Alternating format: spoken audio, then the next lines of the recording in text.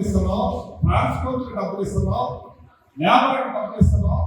దగ్గర 66 రూపాయలు మేము మన క్వింటాలకి రైతుకి ఉచితంగా ఇస్తున్నాం. ఏదైతే ఎంఎస్పీ రేట్ కాకుండా నువ్వు ఏం చేస్తావు? రైతులకు ఏమైనా మాట్లాడతావు? నీకు సిగ్గు సేవ ఉందని అడుగుతున్నాను. నీకు దమ్ముంటే ఎవరన్నా రండి.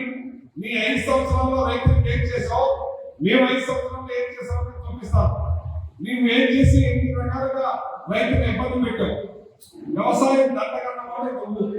ఇవాళ మళ్ళీ మేము ఏదైతే ఇప్పుడు ప్రజెంట్ 23 లక్షల 17 లక్షల మెట్రిక్ టన్నులు 62 కోట్ల విలువ ధాన్యాన్ని సేకరించి ఆల్రెడీ 4 కోట్ల రూపాయలు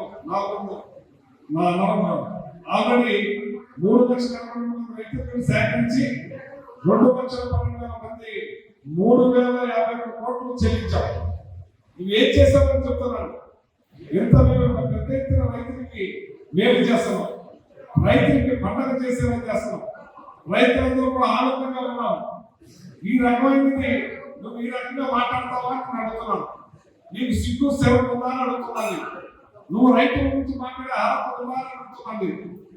ఈ జిల్లాలో ఎక్కడికి వెళ్ళు, ఏ రైతు దగ్గరికి వెళ్ళు, ఎవరి దగ్గరికి వెళ్ళు, మన వర్షంలో కానీ తుఫాన్లో కలిసిన ధాన్యం కానీ మొక్క మలిసిన ధాన్యం కానీ మొక్క రంగు వచ్చిన ధాన్యం కానీ నేను ఇంత కొనుగోలు చేశావు.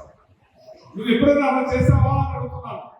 నీ ఇష్టానుసారంగా అప్పుడు ఇలాంటి వర్షాలు వచ్చినప్పుడు ధాన్యాన్ని దళారీతో 800కి 900 కొని రైతుకు నట్టి తీసేవాడు.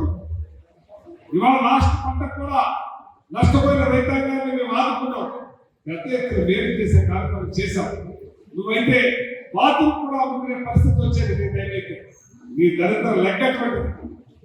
ఇవాళ రైతులు రావాలి జగన్, కావాలి జగన్, మళ్ళీ మాకు జగనే ఉండాలని ప్రతి ఒక్కరు కోరుకుంటున్నాం.